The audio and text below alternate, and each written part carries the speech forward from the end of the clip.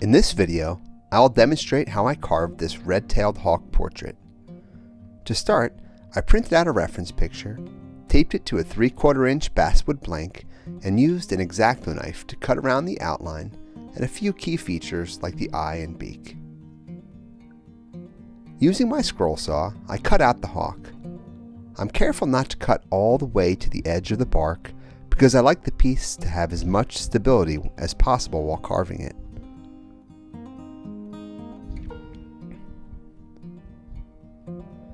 Carving these thin basswood blanks is a fun challenge, but since it is all end grain, I find it best to use my Dremel. I approach the initial carving with various carbide bits. I separate the wing from the body and begin to round the edges. After sketching in the eye and some major features, I continue rounding the head.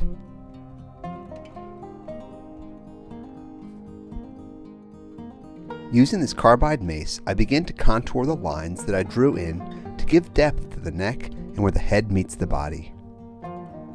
The brow of the hawk is such a unique feature and really accentuates their glaring eyes. I use a thin carbide bit to start defining the brow and shaping the beak. Switching back to the mace, I continue contouring the lines that follow the feather patterns. I'm also gradually adding depth as I carve around the eye socket and under the eye. Notching out this area where the beak meets the feathers also adds depth. I always like to mention that I tend to move around the piece as I sculpt. This process helps me keep my eyes focused and more able to identify the best way to blend the different layers in the carving.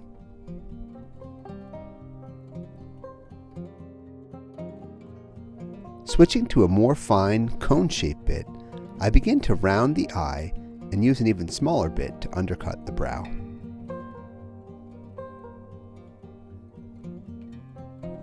I use this flat disc to undercut the wing.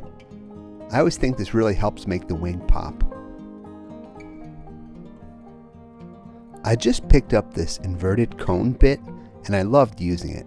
It really helped to add definition and it gave me great control as I started to carve the neck and shoulder feathers.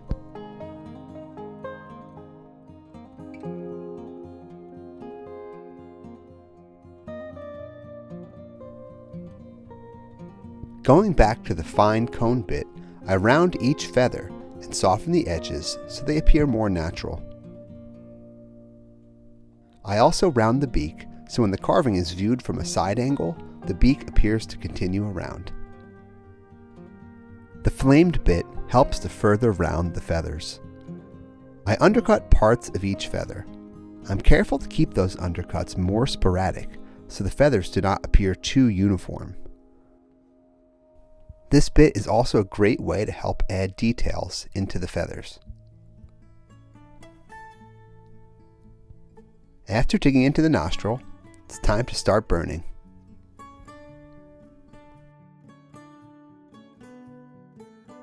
Using a skew tip on my wood burning tool, I detail each feather.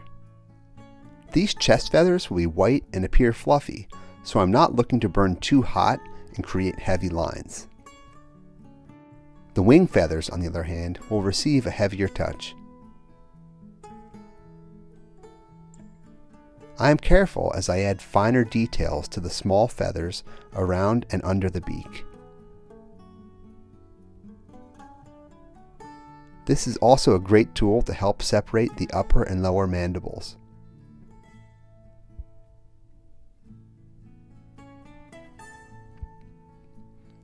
I really enjoy this stage of the carving because I finally get to focus on the details that will make this hawk look more realistic.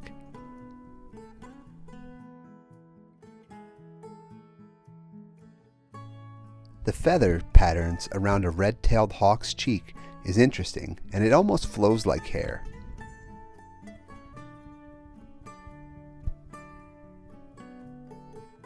The last thing that I do is to define the eyelid. This actually really helps keep paint from running where I don't want it to go. Speaking of paint, I quickly add a base of black. Then I brush on a watery coat of burnt umber.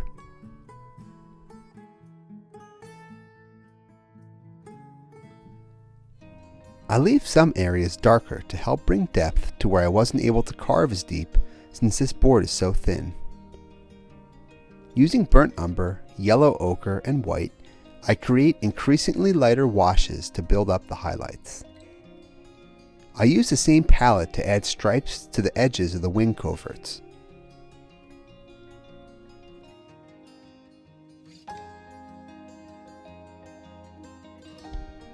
Before I finish with the highlights, I paint the chest with a mix of white, burnt umber, and yellow so it is not too bright.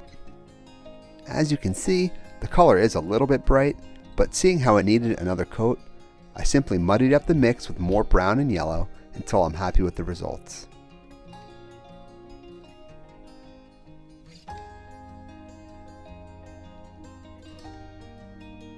I'm pretty happy with the way the blending worked out on these chest feathers, so I go back to adding highlights, which I'll use on the head, neck, and chest feathers to provide cohesion throughout the hawk.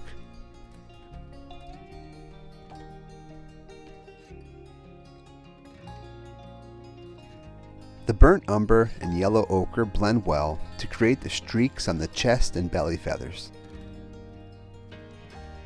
This video is sped up, but it's important to remember that this whole process takes a long time. I actually work pretty slowly, and I try not to rush anything, because when I rush, that's when I make the most mistakes. Finally, I'm painting around the eye and the beak. I use gray and burnt umber to blend in feathers around the eye. It takes a few coats, but I use a real watered down mix, and I blend the colors on the carving.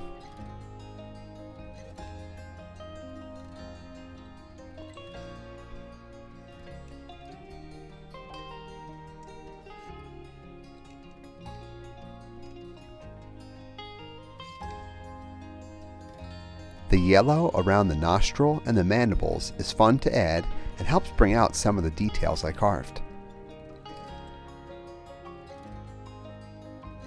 Adding a mix of gray and white around the eye is the last step for the feathers. To paint the eye, I use burnt umber and gradually add highlights to show the variation of color in the eye. I refine the lines with black, and then I add a pupil.